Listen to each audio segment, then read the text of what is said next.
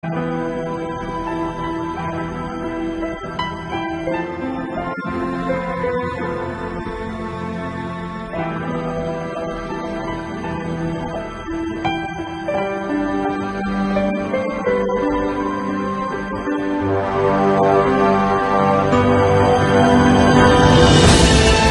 por qué le digo esto? Porque el mismo Dios le dice que el pueblo está muriendo. ¿Por qué? Por falta de conocimiento. Entonces nosotros queremos ser una iglesia bíblica, una iglesia que podamos defender la palabra de Dios, que podamos ser apologetas y ser defensores de nuestra fe. Así es que vamos a ir a Apocalipsis capítulo 2. Ahí va a salir en pantalla, si no lo encontrar o si no ha traído libro. Y la palabra de Dios la leemos en el nombre del Padre, del Hijo y del Espíritu Santo. No le dije de cuánto, del 8 al 11. Del 8 al 11. Y dice la palabra de Dios: y escribe el ángel de la iglesia en Esmirna, el primero y el postrero, el que estuvo muerto y vivió, dice es: yo conozco tus obras y tu tribulación y tu pobreza, pero eres rico, y la blasfemia de los que se dicen ser judíos y no lo son, sino sinagoga de Satanás. No temas en nada lo que vas a padecer. He aquí, el diablo echará a algunos de vosotros en la cárcel para que seáis probados, y tendréis tribulación por 10 días. Sed fiel hasta la muerte, y yo daré la corona de la vida. El que tiene oído, oiga lo que el Espíritu dice a las iglesias. El que venciere no sufrirá daño de la segunda muerte. Señor, te doy gracias a esta hora por la oportunidad que me das de poder predicar tu palabra. Oramos, Señor, para que este mensaje pueda edificar nuestras vidas. Señor, que podamos aprender que esta iglesia pasaba por un momento de tribulaciones. Era una iglesia, Señor, que estaba siendo acechada por el enemigo. Una iglesia, Señor, que los enemigos la habían llevado a la pobreza, Señor material. Pero en esta iglesia, Señor, tú no encontraste nada en contra de esta iglesia, porque era una iglesia que estaba edificada en ti, porque era una iglesia, Señor, que vivía para ti. Háblanos al corazón a través de esta palabra, y que podamos entender, Señor, que en toda prueba tú siempre tienes un propósito.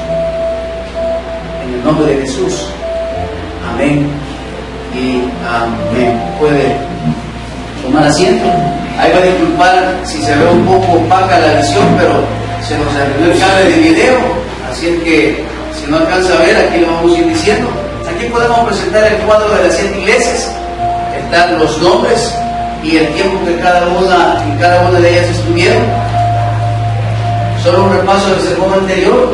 En esta tabla podemos encontrar que cada una de estas iglesias tiene una semejanza con las parábolas de nuestro Señor Jesucristo, y también con cada una de las iglesias y mensajes o de las epístolas que el apóstol Pablo escribió en su debido momento. Entonces, los escritores, los teólogos hacen una comparación de cada una de estas iglesias con las diferentes parábolas de nuestro Señor Jesucristo que están en el capítulo 13 de Mateo.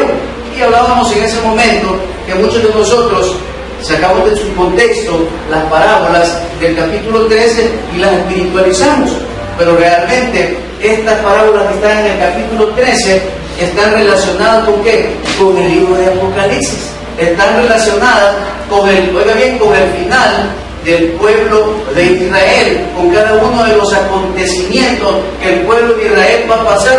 ¿Cuándo? Cuando nosotros como iglesia hayamos sido arrebatados. Y decíamos que para poder ser arrebatado usted con la iglesia, tuvo que haber confesado y creído que Jesús ha sido el Salvador de su vida.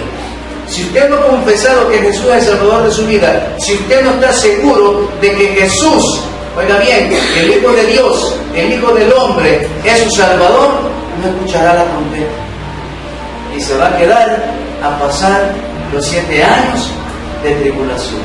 Y está comprendido que los primeros 3,5 años es la tribulación, y los próximos 3 años y medio serán los 3 años y medio de la gran tribulación. Entonces, nosotros como cristianos tenemos que estar preparados para ese momento en el cual Dios vendrá por su iglesia. ¿Para qué, amada iglesia? Para que nosotros podamos ir ¿a dónde? A las bodas del Cordero. Vamos a ir a casarnos ¿con quién?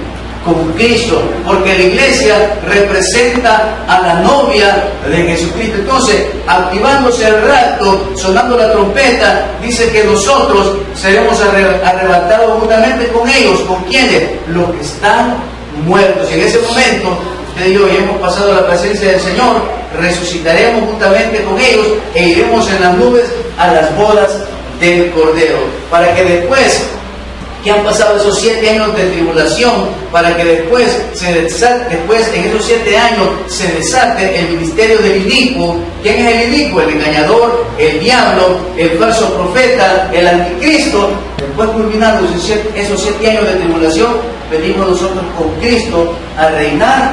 ¿Cuánto? 1000 años. También se lo voy a dejar ahí como información. ¿Quiénes son los 144,000? No son los testigos de Jehová, si así usted lo conoce, sino que los 144,000 son las 144,000 personas selladas por Dios. Oiga bien, ¿para qué? Para predicar el Evangelio a aquellos que se hayan quedado. Lastimosamente, en la tribulación, ya la salvación no va a ser por gracia, hermanos, sino ¿por qué va a ser? Porque yo persevere hasta el final. Y me van a venir a asustar, me van a querer venir a poner el sello de la bestia, y ahí es donde vamos a ver quiénes son los verdaderos creyentes. ¿Y quién impide en este momento que no aparezca el anticristo? El Espíritu Santo de Dios, porque todavía está en nosotros. Entonces, ahí se lo dejo para que usted vaya aprendiendo un poco. Hablábamos también que la iglesia de Éfeso es la iglesia apostólica y que su ejecución se llevó en los años 31 al 100 después de Cristo, la iglesia del primer amor. Vamos también ahora a ver lo que es la iglesia de Esmirna, que es la iglesia perseguida o la iglesia que estaba en tribulación, fundada en los años 100 al 312, la iglesia de los mártires. ¿Por qué dice que es la iglesia de los mártires, hermano? Porque fue la iglesia que fue atropellada por esa sinagoga de Satanás. La sinagoga de Satanás estaba representada por judíos que no habían venido a los pies de nuestro Señor Jesucristo. Después vamos a la iglesia de Pérgamo, que es la iglesia casada con el mundo, que se da en estos tiempos. Sí, hermano, habemos iglesias, habemos cristianos que estamos casados con el mundo. Usted lo puede ver a través de las redes sociales. Hay un ministerio que se llama Los que apostatan de la fe, algo así se llama, y salen iglesias donde, oiga bien, la alabanza que Jehová es mi pastor ya está de estilo quebradita, y salen bailando, hermanos, coreografías.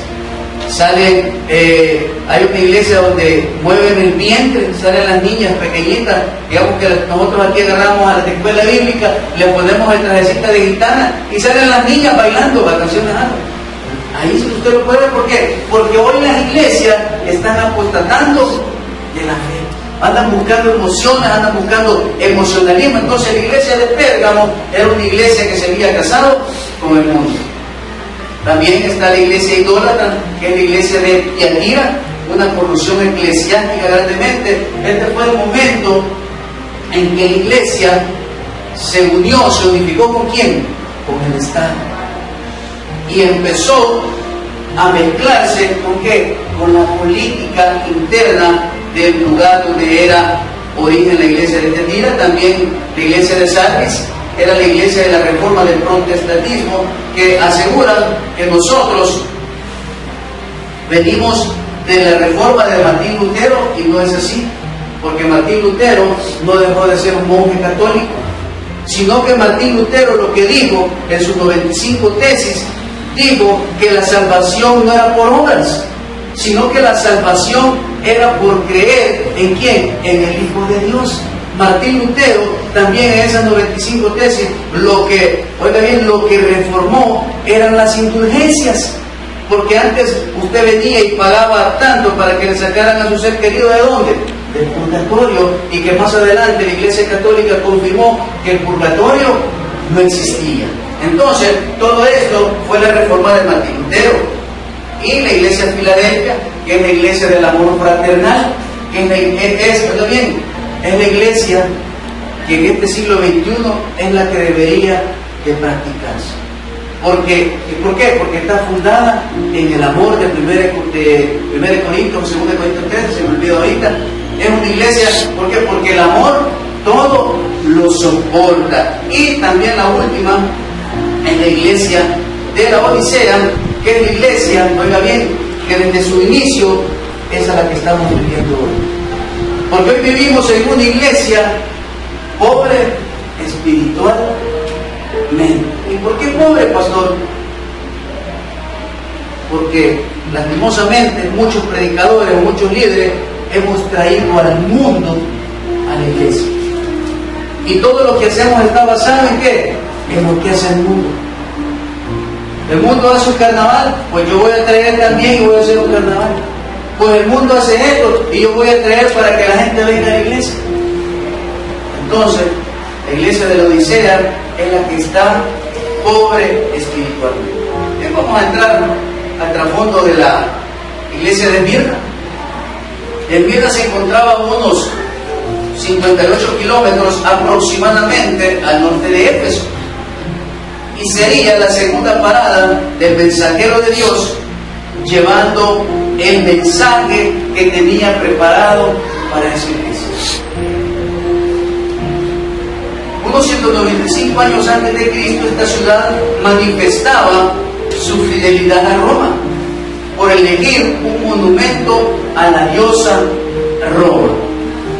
Era una iglesia que había sido fundada en el centro histórico de Roma, y durante el periodo que esta iglesia había sido edificada durante el reinado del emperador romano Tiberio, del año 14 al 37 después de Cristo.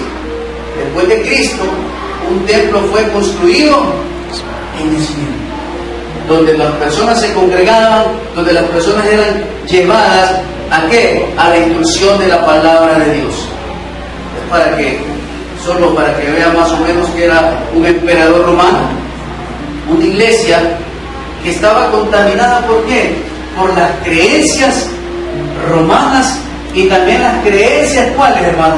¿Qué otro imperio los había contaminado? El imperio griego. Que el imperio griego era un imperio que para ellos no existía Dios, sino que ellos habían creado falsas deidades, y una de ellas era darle idolatría o culto a quién, al cuerpo. Y por eso usted ve en la mitología griega, usted ve personas, discúlpeme la palabra, panzonas. Todo porque todos se esmeraban, ¿verdad?, por tener cuerpos perfectos. Entonces, esta iglesia de Esmirna era influenciada por este tipo de culturas. También podemos ver en su trasfondo histórico que Esmirna era un puerto importante del mar Egeo, y en el comercio era un rival de quién, de la ciudad de Éfeso. Dice, en lugar de mucha persecución de la iglesia, ahí muchos murieron por su fe cristiana, muchos mártires, incluyendo a Policarpo. Entonces podemos ver que esta iglesia de Esmirna vivía bajo una persecución que, gloria al Señor, en este siglo XXI no la vivimos, pero que quizás nosotros a veces no sabemos discernir de las personas que quieren gobernar nuestra nación. Nos dejamos ir por el impulso, nos dejamos ir por esto, por aquello. Pero yo me acuerdo que hubo un tiempo que cuando el FMLN quería participar por las presidenciales, ¿cuál fue una de las persecuciones que empezaron a decir las personas? Que iban a quemar las Biblias. ¿Lo pueden hacer? Claro que lo pueden hacer. ¿Pero por qué no lo hacen? porque dentro de nuestra nación habemos muchos cristianos y que a través de las oraciones que nosotros como creyentes hacemos, impedimos, oiga bien, que estas personas puedan ejecutar sus sistemas de política. Igual, hoy podemos ver, solo para que usted vea cómo podemos ser influenciados, ¿quién está influenciando a nuestros jóvenes hoy? Hay un político que los está influenciando. En Nayib Bukele. Pero yo como principios cristianos no puedo votar por Nayib Bukele. ¿Por qué, iglesia? Porque él es cristiano, porque es musulmán, aunque pueda ser musulmán reformado. Pero si usted ve, los pensamientos de los musulmanes no están de acuerdo con nosotros, porque nosotros no apoyamos la muerte, y ellos creen que al inmolarse, que al explotarse, allá en el cielo los están esperando ¿quién? Una crucera. Entonces nosotros, así como la iglesia de Esmirna estaba siendo influenciada, también nosotros estamos siendo influenciados. Y muchos de nuestros jóvenes dicen que cuando van a votar, si todavía votan, ¿por quién van a votar? Por Nayib Bukele. Pero ¿quién les va a dar ese discernimiento a estos jóvenes? Porque ellos pueden ser lectores de la palabra de Dios. Allá había una colonia grande y agresiva de judíos, cuya hostilidad contra los cristianos fue tal que se les llamó sinagoga de Satanás. ¿Quién fue Policarpio?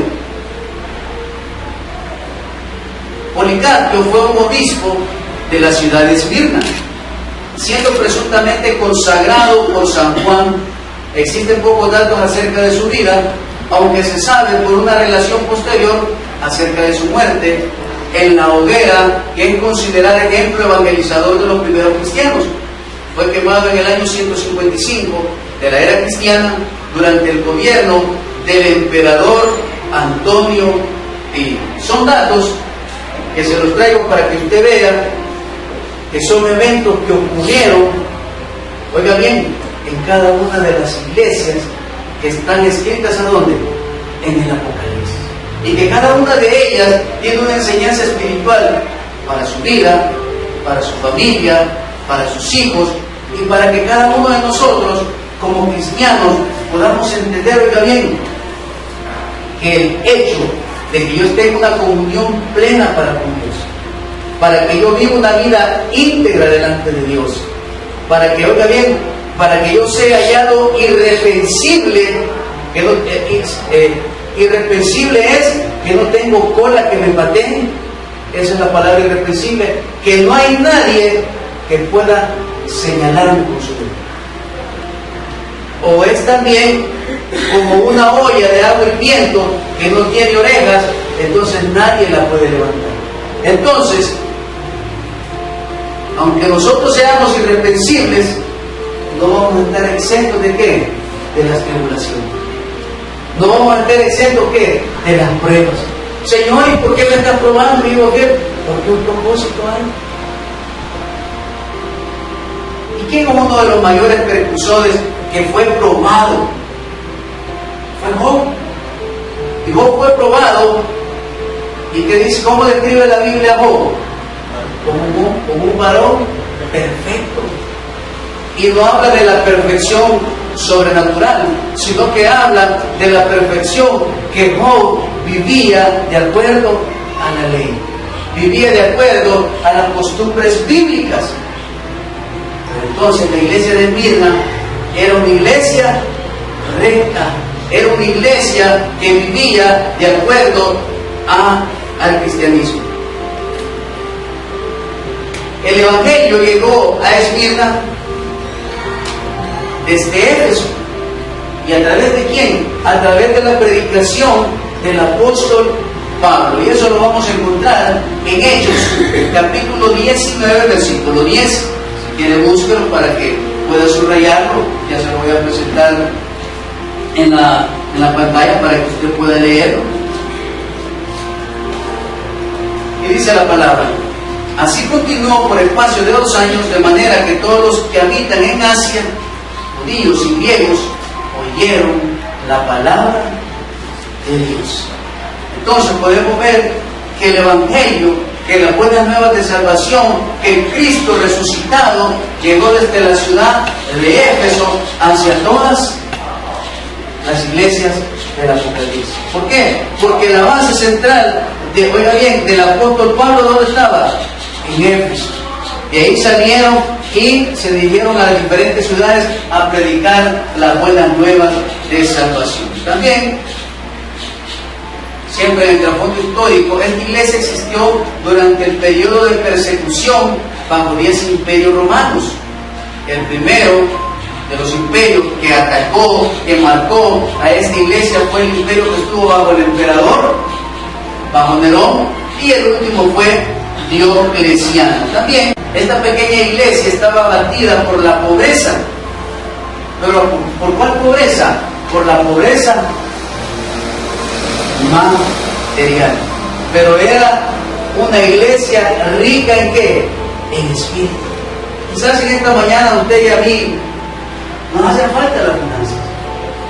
Quizás estemos pasando por un momento difícil. Quizás ha llegado la prueba a través de una enfermedad. Quizás ha llegado la prueba a través de un dolor. Quizás ha llegado la prueba a través de la enfermedad de un hijo. Ha llegado la prueba a través de ¿qué? De que no me están saliendo las cosas bien en mi trabajo. Y yo me estoy esforzando, estoy haciendo mi altar familiar. Y no podía decir, mire pastor, hoy que estamos haciendo el altar familiar, hoy es peor la cosa. Hoy que estamos haciendo el altar familiar, mire, hay más problemas en tu vida. Hoy que estoy haciendo el altar familiar, discuto mal con mi esposa, discuto mal con mi esposo. Mira lo que estamos haciendo, hoy que estamos yendo al culto, mis hijos se han puesto más rebeldes. ¿Pero por quién, hermano? Porque el enemigo, oiga bien, está trabajando fino y está afectando nuestra vida. Porque el enemigo no quiere ver hogares ¿qué? Sólidos. El enemigo no quiere ver iglesias sólidas. Entonces, esta pequeña iglesia, estaba siendo abatida ¿por qué? Por la pobreza. Porque el enemigo estaba tocando sus cosas materiales. Pero Dios más adelante les dice que va a haber un tiempo límite para que ya no les ocurran las cosas que están viviendo. Y dice, Dios les lleva un mensaje de aliento y le pone un límite a su sufrimiento. Déjenme decirles, mi hermano, que su prueba tiene un tiempo estipulado en el cual va a finalizar. Porque el tiempo de Dios es perfecto, no es lento. Entonces, la prueba que usted está viviendo va a tener su fin. Usted siga haciendo lo bueno, usted siga sirviéndole al Señor, usted siga viviendo para Dios, y un día de estos, Dios lo sorprenderá con un milagro sobrenatural. Esmirna era una iglesia de persecución y martirio, años 100 al 313, y está en Apocalipsis del 2, capítulo 2, del 8 al 11.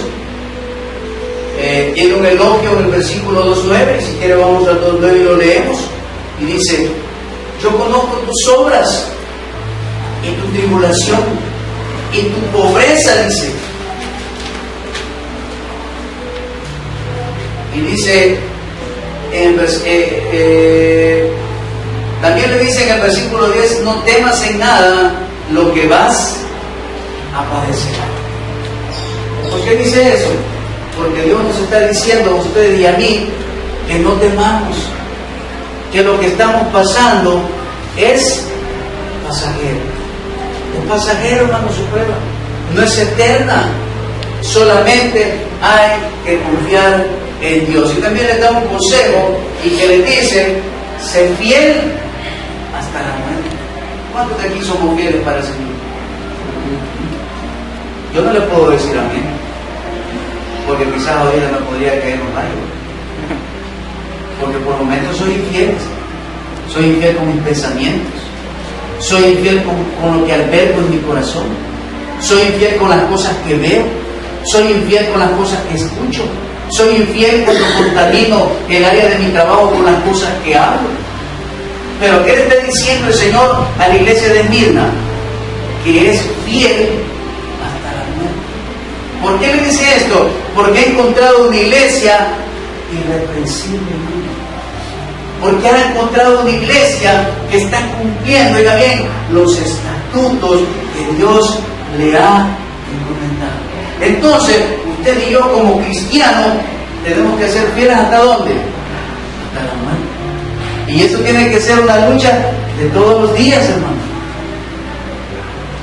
Y si yo le soy fiel a Dios, le voy a ser fiel a mi familia, le voy a ser fiel a mi esposa, le voy a ser fiel a mis hijos, le voy a ser fiel en todo al Señor. Esmirna fue el periodo de horrendas persecuciones por parte de Roma, las cuales terminan con el edicto de Milán, firmado por Constantino en el año 313. Los 10 días de persecución podrían interpretarse aplicando el principio que un día es igual que un año. A un periodo de 10 años de implacable persecución imperial que se ejecutó del 303 al 313, dice, Diocleciano y su cogobernante y sucesor Galerio dirigieron esta década la más encarnizada campaña de aniquilamiento que el cristianismo jamás sufriera a manos de la Roma pagana. Una persecución que llevó a que la iglesia, oiga bien, fuera probada, fuera tribulada, pero nunca perdieron sus principios. ¿Cuáles son nuestros principios bíblicos?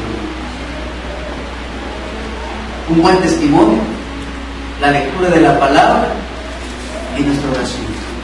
Esos son principios bíblicos que en la vida de un creyente deben estar. ¿Cuántos de nosotros en la prueba o la tribulación lo primero que hacemos es enojarnos con Dios? Lo primero que hago es decirle, Señor, ¿por qué a mí? Señor, ¿y por qué a aquel que ande malo no le pasa nada? ¿Ah? Como decía el jueves, ¿por qué nosotros, siendo cristianos, siendo hijos del Rey, envidiamos lo que el Congreso tiene? Y les decía que ese jueves oía el programa en la Radio Progreso, donde estaban tocando el tema que por qué nosotros como cristianos, oiga bien, si nos entregamos a Cristo, si vivimos para Cristo, ¿por qué no podemos obtener un carro del año? ¿Por qué no puedo obtener una casa y el que no ha venido a Cristo lo tiene? Y yo me contestaba en mi mente, es porque hay una etapa de frustración en mi vida como cristiano. Y el hecho que venga a los pies de Cristo, el hecho de que sea un seguidor de Cristo, eso no me invita a que yo no me siga preparando. Y oiga bien, y el que afuera, aunque no tenga Cristo, y su postrer estado va a ser de condenación, pero esas personas se preparan, se hacen profesionales, tienen buenos trabajos, son buenos administradores. ¿Por qué? Porque se siguen preparando. Nosotros, el problema que tenemos es porque pensamos, oiga bien, que estamos en Cristo, todo nos va a caer en bandeja de oro. No, mi hermano, hay que prepararse, hay que estudiar. Claro, que si yo oiga bien, si yo estoy en Cristo, Dios va a ir abriendo las puertas y Dios me va a ir dando las capacidades. ¿Para qué? Para que yo pueda prepararme. Entonces, oiga bien, para que nosotros no envidiemos lo que el mundo tiene, tengo que prepararme en mi vida secular. Y tengo que preparar a mis hijos. Y tengo que preparar mi matrimonio. Entonces esta era una iglesia perseguida, una iglesia que había perdido todo lo material, pero sabía que había confiado en alguien todopoderoso. Entonces hoy vamos a ver cómo está dividida la carta de Esmirna. Y primero es la presentación de Cristo. Y en la presentación de Cristo dice en el versículo: y escribe el ángel de la iglesia en Esmirna, el primero y el postrero, el que estuvo muerto y vivió, dice esto. ¿Quién es él? Es nuestro Señor Jesucristo. Nuevamente podemos decir que era un mensaje del cielo, era un mensaje divino que venía a una iglesia amada por nuestro Señor. también Dios, Cristo, hace un reconocimiento a esta iglesia. Y le dice: yo conozco tus obras. ¿Cuáles obras? El arduo trabajo. ¿Cuáles obras? El buen testimonio. ¿Cuáles obras? Que eran hacedores de la palabra de Dios. No tan solamente eran oidores, sino que eran personas que vivían íntegramente delante de Dios. Así como usted y yo, ¿verdad? Que somos personas que de buenas obras, que le ayudamos al prójimo, que no le deseamos mal al prójimo, que los amamos como a nosotros mismos y que nosotros demostramos ser hijos de Dios. Y dice: y tu pobreza, pero tú eres rico, le dice el Señor. A pesar que estés viviendo persecuciones, tú eres rico. ¿Por qué? Porque tienes un mejor estado del que tienes hoy. Y dice: y la blasfemia de los que se dicen ser judíos y no lo son, sino sinagoga de Satanás. Represión de Cristo para esta iglesia no hay. No hay ninguna reprensión. Ahí van a disculpar que no se ve el rojo. No hay ninguna reprensión. ¿Por qué? Porque era una iglesia que estaba trabajando bien. ¿Cuál fue la reprensión en la iglesia de Éfeso? Si alguien se acuerda. Hay una reprensión en la iglesia de Éfeso porque perdieron el primer amor. Aquí no hay ninguna reprensión. ¿Cuál es el mandato de Cristo para esta iglesia?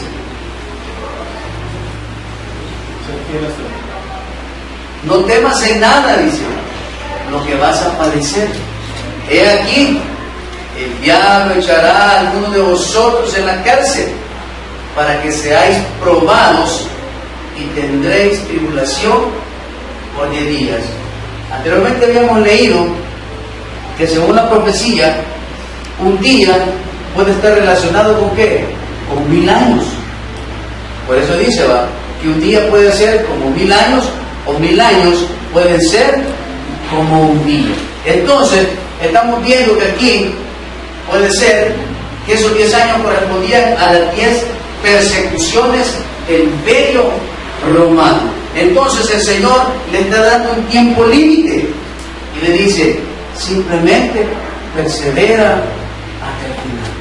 Simplemente sabe esperar. Simplemente ten paciencia. Tranquilízate. Sigue orando. Que es lo que mismo Santiago le está diciendo a quienes, al jornal, a los pobres le está diciendo: ten paciencia.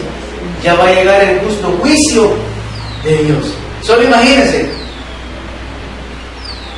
Yo ni me había imaginado que el estudio de estas 7 iglesias se iba a enlazar con el estudio de la Epístola General de Santiago.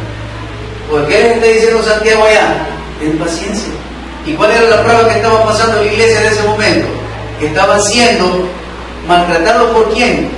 Por los ricos, por los opresores. Y hoy podemos ver que la iglesia de Mirna, una iglesia recta, una iglesia de Dios, está siendo vituperada, está siendo probada, está siendo pasada por tribulaciones, por persecuciones. ¿Por parte de quién? De la sinagoga de Satanás, que estaba acechando, que estaba amedrentando a la iglesia cristiana. Pero ¿qué le dice el Señor? No temas en nada de lo que vas a padecer. Y si en esta mañana usted está viviendo una prueba, no tema, hermano. No tema, porque de esa prueba vamos a salir. Pero ¿qué hay que hacer? Confiar en Dios, vivir para Dios, saber esperar en el momento oportuno que tiene Dios.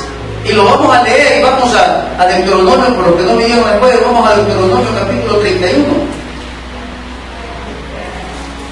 Ese sí lo vamos a buscar. Deuteronomio 31.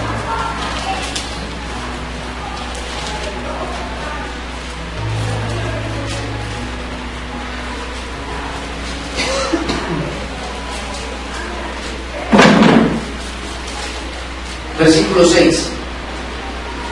Y dice la palabra: esforzaos y cobrad ánimo, no temáis ni tengas miedo de ellos, porque Jehová tu Dios es el que va contigo, no te dejará ni te desamparará. Entonces, ¿qué nos está diciendo el Señor? No temas en nada lo que vas a padecer. ¿Y qué le estaba diciendo Dios a través de su siervo Moisés al pueblo de Israel? No temáis de ellos. ¿Y quiénes eran ellos? Decíamos, eran todos los pueblos con los que el pueblo de Israel se iba a enfrentar en la toma de la tierra prometida. Y ahora en el Apocalipsis, Dios le está diciendo a la iglesia de Mirna, no temáis, no te dé miedo de lo que vas a padecer. ¿Qué estamos padeciendo? Solo usted lo conoce. ¿Y qué nos dice el Señor? No temas en nada. Algo quiere el Señor de nosotros. En esa prueba, Dios quiere algo de nosotros. Dios quiere algo de su familia. Dios quiere algo más de nuestra vida.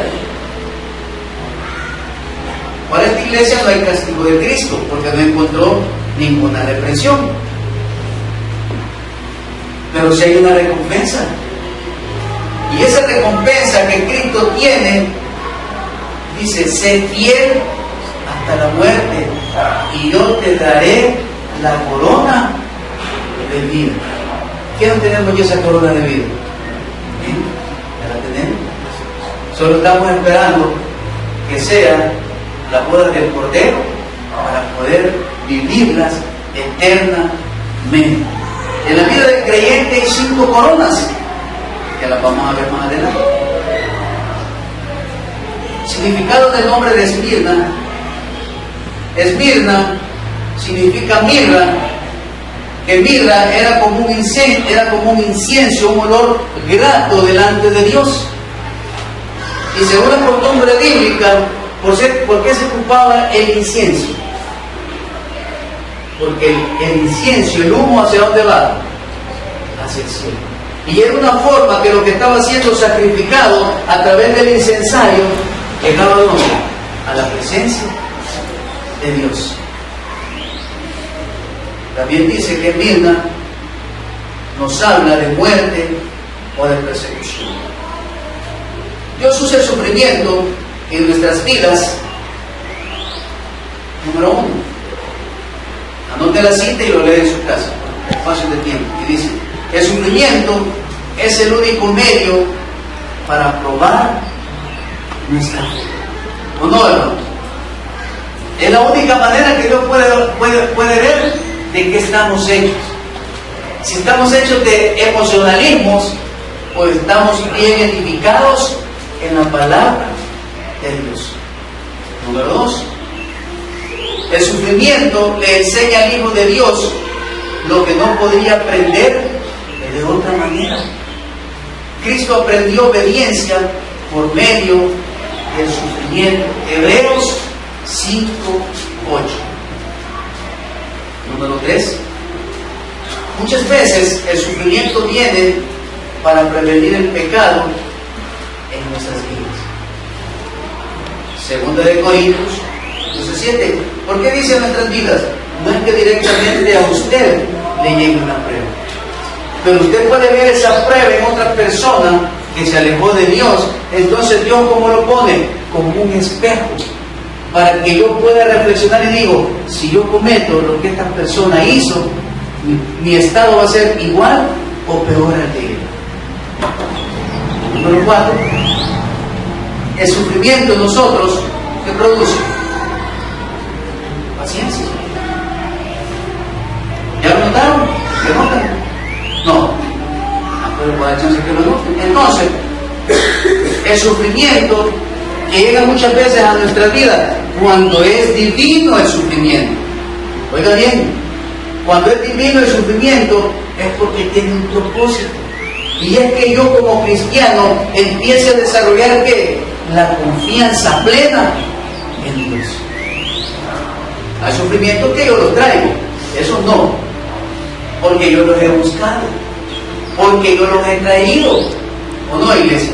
Hay sufrimiento que usted lo trae. El estado financiero que yo estoy pasando, yo lo he traído. la rebeldía de mis hijos, yo le he traído, ¿por qué? Porque yo me he descuidado de ellos. El problema en mi hogar ocurre porque yo me descuido de mi matrimonio. Pero las pruebas divinas, los sufrimientos divinos, todos ellos tienen un propósito. Jesús les pide que sean fieles hasta la muerte, oiga bien, para que reciban la corona de vida.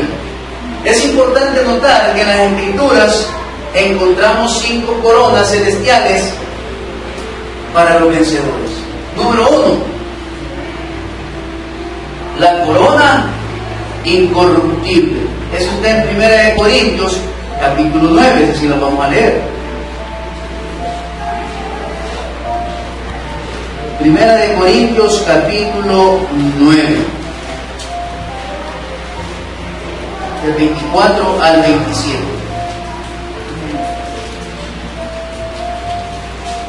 Si ya lo encontró, me espera.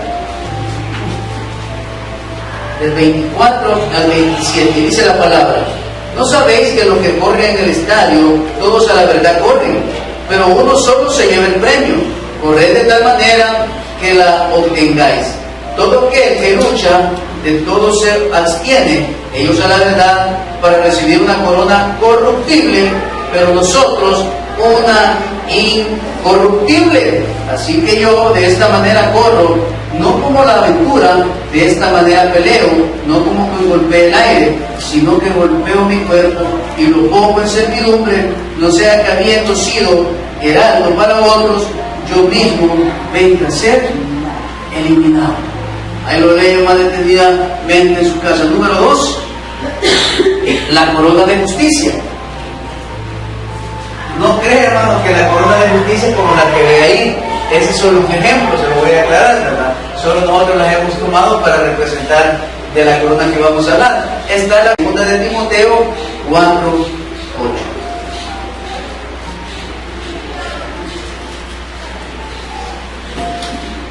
Por lo demás, me está guardada la corona de justicia, la cual me dará el Señor, juez justo, en aquel día, y no solo a mí, sino también a todos los que aman su venida.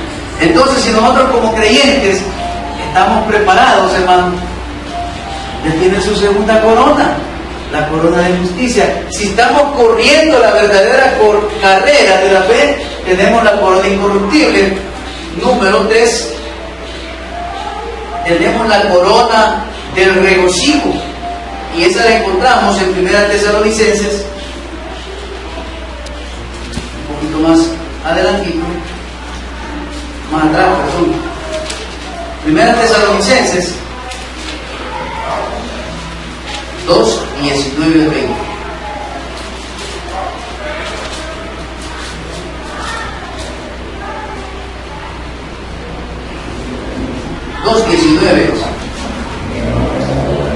Porque, ¿cuál es nuestra esperanza o gozo o corona de que me gloríe? No lo sois vosotros delante de nuestro Señor Jesucristo en su venida. ¿Cuál es nuestra esperanza o gozo o corona de que me gloríe? No lo sois vosotros delante de nuestro Señor Jesucristo en su venida. Número 4, la corona de la gloria, 1 de Pedro, capítulo 5. Vamos adelante de Santiago. 1 de Pedro, capítulo 5.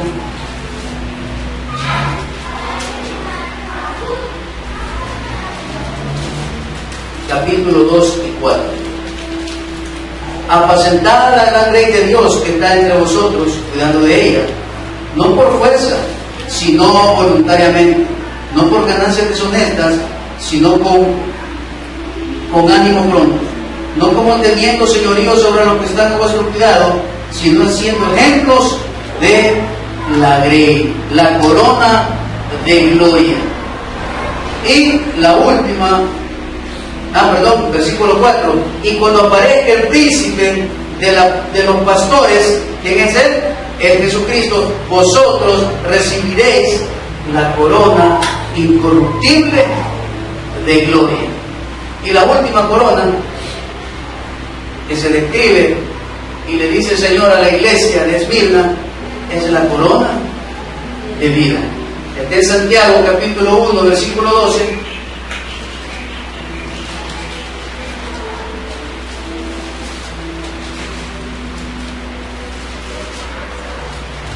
Bienaventurado el varón que soporta la tentación, porque cuando haya resistido la prueba, recibirá la corona de vida que Dios ha prometido a los que le aman.